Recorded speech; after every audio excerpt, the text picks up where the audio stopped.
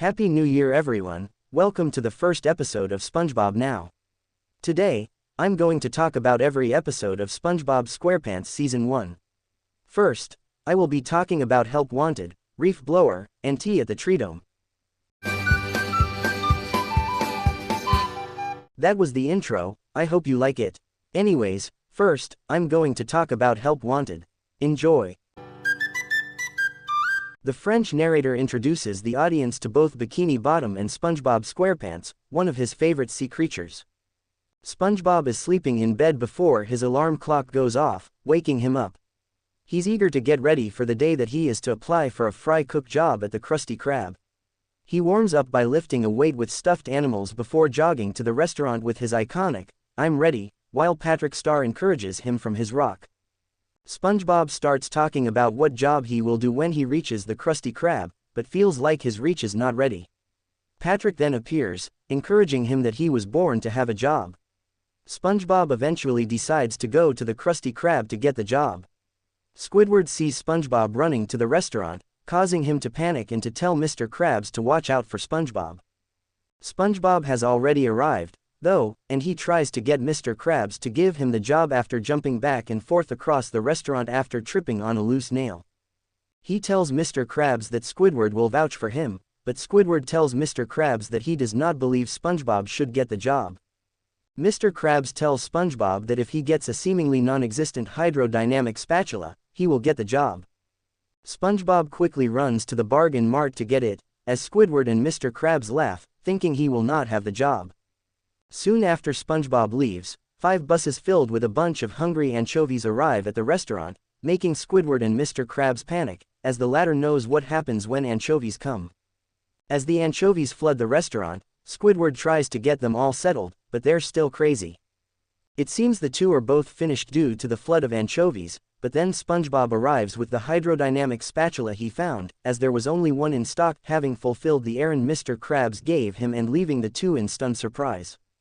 SpongeBob goes into the kitchen and, in a montage accompanied by Tiny Tims, livin' in the sunlight, lovin' in the moonlight, cooks many Krabby Patties, then tosses them to all the hungry anchovies until they all feel satisfied and leave the restaurant.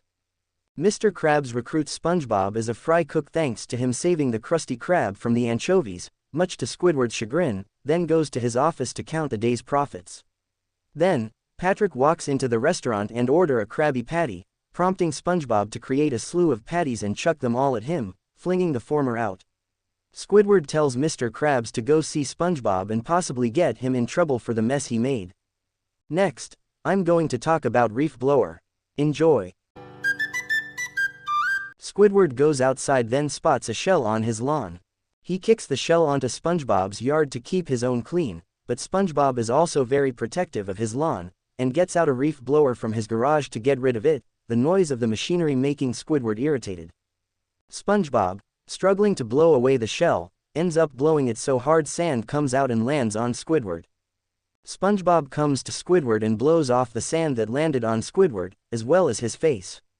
Seeing that there is a huge pile of sand on his yard, SpongeBob sets the blower to reverse, sucking up the sand pile, but the reef blower starts to break apart and throws out sand.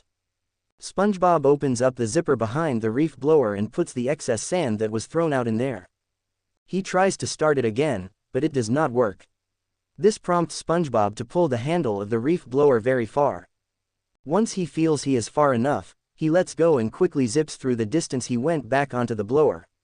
SpongeBob starts sucking up the entire ocean, causing Squidward to almost suffocate to death, but the reef blower explodes due to overcapacity and shoots all the water sucked up back out again.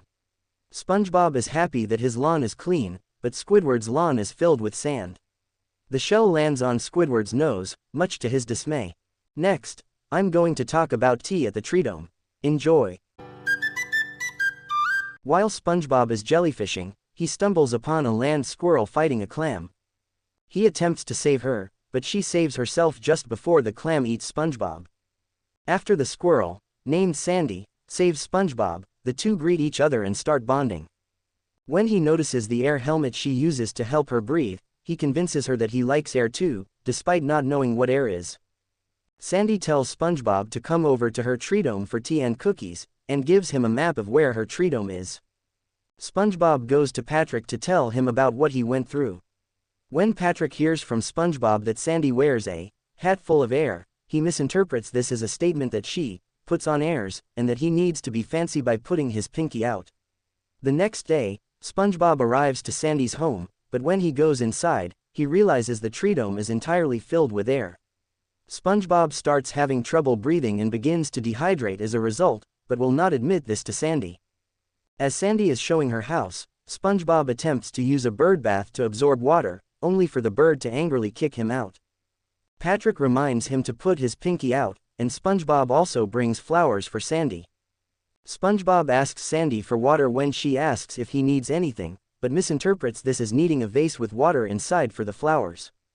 When Sandy leaves, SpongeBob desperately wants to get out of the Treedome, but before he gets out, he remembers Patrick's advice, when in doubt, pinky out, and remains in the Treedome despite being severely dehydrated.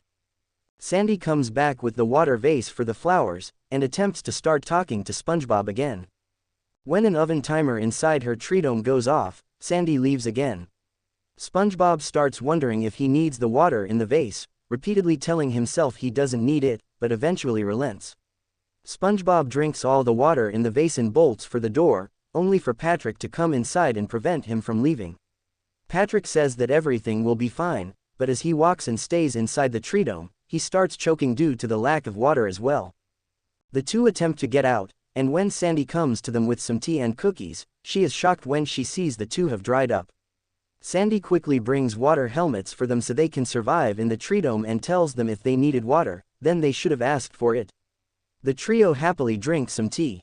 Thanks for watching. Subscribe for more videos. Goodbye everyone.